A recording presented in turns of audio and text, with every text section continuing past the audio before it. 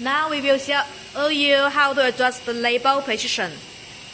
Put one bed on the conveyor line.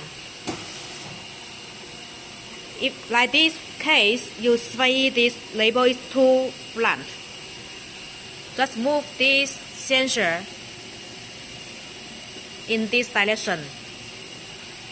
Now we will show you again the result.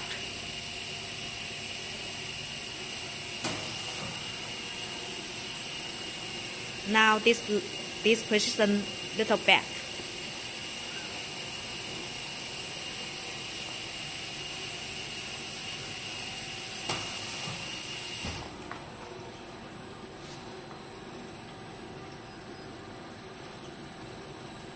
Okay. And now we will show you to adjust the front.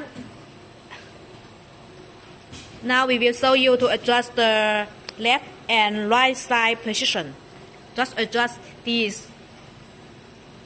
And when you this, and the whole labeling head will be moved front and back.